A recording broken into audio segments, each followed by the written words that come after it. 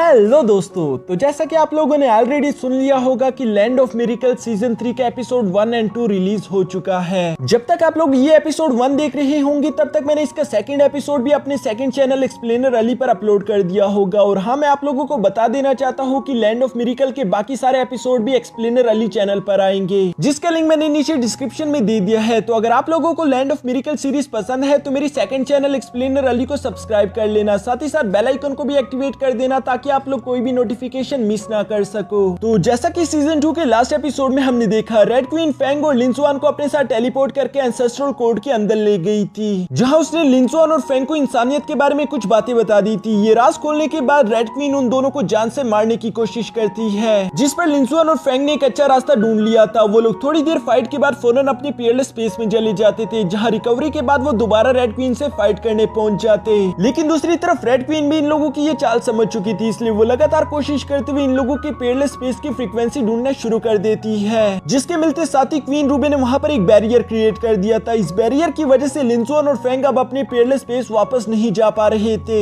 अब आगे तो नेक्स्ट एपिसोड की शुरुआत बिल्कुल उसी सीन से शुरू होती है, जहां रेड क्वीन यहाँ इन दोनों से कहती है कि अब तुम दोनों का खेल खत्म हो गया। ये कहते ही रेड क्वीन ने उन दोनों पर हमला करना शुरू कर दिया था। शुरू में ही रेड क्वीन इस फाइट को डोमिनेट कर रही थी, जिसकी वजह से हम देखते हैं कि लिंसुआन अपने फायर एलिमेंट का इस्तेमाल करते हुए एक जोरदार हमला रेड क्वीन पर कर देता है, जिसका तो रेड क्वीन पर कोई असर नहीं होता। उल्टा वो अपने डैगर का इस्तेमाल करते हुए इन दोनों पर पावरफुल अटैक करना शुरू कर देती है, जिसे ब्लॉक करने की फैंग अपनी पूरी कोशिश कर रहा था। पर साथ ही साथ हम देखते हैं कि यहाँ पर क्वीन रूबी की रफ्तार काफी ज्यादा तेज थी। वो तेजी के साथ मूव करते हुए लगातार इन पर मल्टीपल अटैक्स कर रही थी, जिस पर फैंग कहता है कि मैं तो उससे देख नहीं पा रहा। ये सुनकर लिंसुआन ने अपने सोल आई टेक्निक का इस्तेमाल करना शुरू कर दिया था ताकि वो क्वीन रूबी की लोकेशन को मालूम कर सके। इसके बाद हम देखते हैं कि यहाँ पर लिंसुआन ने अटैक्स करने शुरू कर दिए थे, जबकि दूसरी तरफ फैंग उसका डिफेंस कर रहा था। ये दोनों एक दूसरे के साथ मिलकर बहुत ही अच्छे से फाइट कर रहे थे। बिल्कुल ऐसा लग रहा था जैसे कि एक सोल दो बॉडीज को कंट्रोल कर रही हो। क्वीन रूबी भी इन दोनों के पार्टनरशिप से इंप्रेस हो गई थी, लेकिन वो इन्हें हराने के लिए एक बहुत ही ज्यादा पावरफुल स्प्लैश अटैक लगा देती है, जिससे टकराकर ये दोनों दूर जा गिरे थे। साथ ही साथ इन लोगों के मुंह से खून निकल रहा था। क्वीन रूबी ये देखकर हंसते हुए कहती है कि चाहे तुम लोग जितनी मर्जी अच्छी पार्टनरशिप कर लो, आखिर तुम दोनों हो तो इंसान ही। तुम दोनों की एक छोटी सी लिमिट है, जिससे ज्यादा पावरफुल अटैक तुम दोनों नहीं कर सकते, इसलिए तुम दोनों का मरना तय है। ये कहती है क्वीन रूबी उन दोनों को मारने के लिए अपना फाइनल अटैक चल देती है, जिसे अपनी तरफ आता हुआ देखकर फैंग लिंसुआन से कहता है कि हम यूं नहीं मर सकते। और ये कहती है उसने धीरे धीरे करके लिंसुआन की तरफ अपना हाथ बढ़ाना शुरू कर दिया था, जहां सिर्फ इन दोनों के ब्लड की कंबाइन होने की वजह से एक बहुत बड़ा ब्लास्ट हो जाता है। इस ब्लास्ट के कारण हम देखते हैं कि वो अटैक कैंसिल हो गया था। साथ ही साथ अब ये दोनों दोबारा से उठकर खड़े हो गए थे। बेशक इन दोनों की बॉडी जख्मी थी, लेकिन ये इरादा करते हैं कि अब हम किसी भी हाल में हार नहीं मानेंगे। यहाँ पर लिंसुआन फैंग से कहता है कि तुम कुछ देर के लिए मेरी हिफाजत करो, क्योंकि इस बार मैं अपने चारों के चारों एलिमेंट्स को कंबाइन करके अपना सबसे ज्यादा पावरफुल अटैक चलने वाला हूँ। या तो इससे मैं मारा जाऊंगा या फिर क्वीन रूबी मारी जाएगी। ये सुनकर फैंग भी सर पर कफन बांधते हुए फौरन अपनी क्लोन टेक्निक का इस्तेमाल करते हुए क्वीन रूबी के सामने आ गया था, जिसे देखकर क्वीन रूबी मुस्कुराते हुए कहती है कि तुम लोगों को क्या लगता है कि इस तरह से तुम दोनों जीत जाओगे। और ये कहती है क्वीन रूबी ने अपनी सोर्ड से इन पर हमला कर दिया था, जिसे फैंग रोकने की अपनी पूरी कोशिश करता है। दूसरी तरफ लिंसुआन भी अपने चारों एलिमेंट्स को कंबाइन करने की कोशिश कर रहा था। इस प्रोसेस में लिंसुआन को थोड़ा सा वक्त चाहिए था, जबकि दूसरी तरफ फैंग की हालत मार खाकर बहुत ही ज्यादा बुरी हो चुकी थी। उसकी एनर्जी ऑलमोस्ट खत्म हो चुकी है, क्योंकि वो अपनी सोर्ड को भी सिर्फ समन नहीं कर पा रहा था, जिस पर फैंग समझ जाता है कि अब मेरे पास जो थोड़ी बहुत एनर्जी बची है, मुझे उसका इस्तेमाल करके अपनी स्पिरिचुअल फॉर्म को एक्टिवेट करना होगा, तभी मैं यहाँ पर रेड क्वीन को थोड़ी देर के लिए रोक सकता हूँ। पर ऐसा करना बहुत ही ज्यादा खतरनाक था, जो देखकर लिंसुआन कहता है कि ऐसा मत करो, अगर तुमने ऐसा किया तो तुम्हारी सारी एनर्जी खत्म हो जाएगी, तुम 8 लेवल से वापस 7 लेवल पर पहुंच जाओगे। पर फैंग को अपने लेवल की कोई परवाह नहीं थी। दूसरी तरफ रेड क्वीन ये देखकर हैरान होते हुए कहती है कि क्या यही इंसानी इमोशंस है। ये कहती ही रेड क्वीन ने आगे बढ़ के फैंग की स्पिरिचुअल बॉडी पर हमला करना शुरू कर दिया था, जहां कुछ ही अटैक में वो उसकी स्पिरिचुअल बॉडी को बुरी तरीके से डिस्ट्रॉय कर देती है। साथ ही साथ वो फैंग से कहती है कि आखिर तुम इतने बेवकूफ कैसे हो सकते हो, तुम सिर्फ एक काम से आदमी के लिए अपने पूरे लेवल को डिस्ट्रॉय कर रहे हो।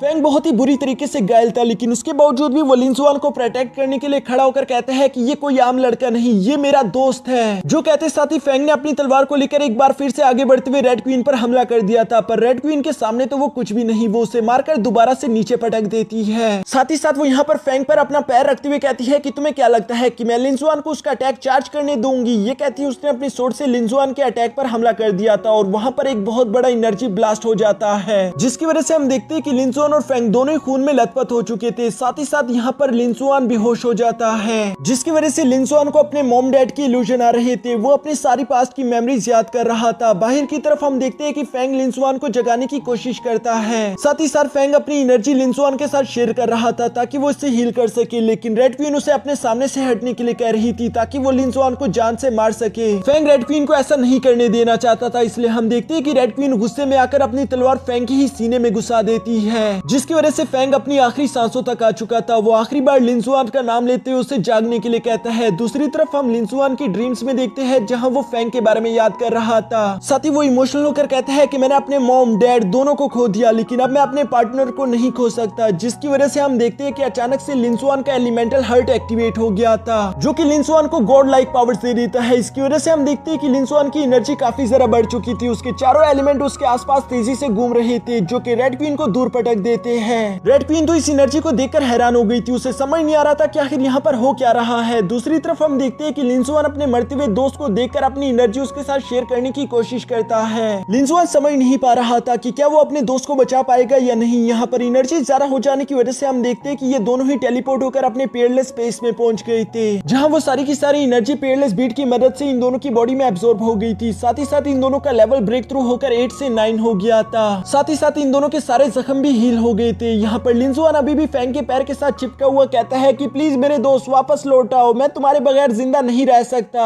फेंग लिंजुआन को अपने पैरों के साथ चिपका हुआ देखकर कहता है कि कहीं तुम्हें मेरी आदत तो नहीं हो गई। दूसरी तरफ लिंजुआन जैसे अपनी आंखें खोलता है वो देखता है कि फेंग तो जिंदा है, जिस पर वो फौरन अपनी जगह पर ही खड़ा हो गया था। उसे समझ नहीं आ रहा था कि वो यहाँ क्या कहे, जबकि फेंग उसे देखकर उस पर हंसना शुरू कर देता है। लिंजुआन भी फेंग को हंसता हुआ देखकर खुद की हंसी रोक नहीं पाता। तभी अचानक इन दोनों को पीछे से रेड क्वीन की आवाज सुनाई देती है, जिसकी वजह से ये दोनों एक बार फिर से फाइट के लिए तैयार हो चुके थे। लेकिन रेड क्वीन अपने हथियार डालते हुए कहती है कि तुम्हारा मुझ पर सिर्फ एक ही एहसान था और वो मैंने चुका दिया। जो कहते ही रेड क्वीन ने वहां से दूसरी तरफ जाना शुरू कर दिया था। लिंजुआन को समझ नहीं आता। वो फेंग से सवाल करते हुए पूछता है कि उसने क्या कहा, जिस पर फेंग कहता है कि मुझे लगता है कि शायद उसने ये सब कुछ जानबूझ के किया। अगर वो चाहती तो वो हमें एक दिन के अंदर भी मार सकती थी, लेकिन उसने जानबूझकर ये फाइट खींचते हुए 15 दिन तक पहुंचाई। उसने हमें टाइम दिया ताकि हम लोग अपने लेवल को ब्रेक थ्रू कर सके। यानी कि रेड क्वीन को शुरू से ही मालूम था कि उस रात हमने उसकी जान बचाई थी और इसी वजह से वो अपना एहसान चुकाने के लिए हम लोगों का ब्रेक थ्रू करवा रही थी। रेड क्वीन यहाँ पर एक पोर्टल ओपन करके वहां से चली जाती है, जबकि लिंजुआन और फेंग भी उस एंसेस्ट्रल कोर्ट से बाहर आ गए थे, जहाँ पर लिंजुआन कहता है कि चलो हम लेवल 9 पर पहुंच गए। अब हम लोगों को यहाँ वहाँ भागने की कोई जरूरत नहीं, क्योंकि कमांडर ने हमसे कहा था कि जब हम लेवल 9 पर पहुंच जाए तो हम उनसे मुलाकात करें। यहाँ पर इसी तरह की बातें करते हुए लिंजुआन और फेंग वहां से जा रहे थे, जबकि रेड क्वीन भी दूर से इन दोनों को देख रही थी। वो अपने मन में कहती है कि ह्यूमन इमोशंस काफी जरा अजीब है। साथ ही वो यहाँ पर लिंजुआन और फेंग की तरफ देखकर कहती है कि तुम दोनों के साथ खेलकर काफी मजा आया, लेकिन अब मुझे नहीं लगता कि दोबारा हमारी कभी भी मुलाकात होगी।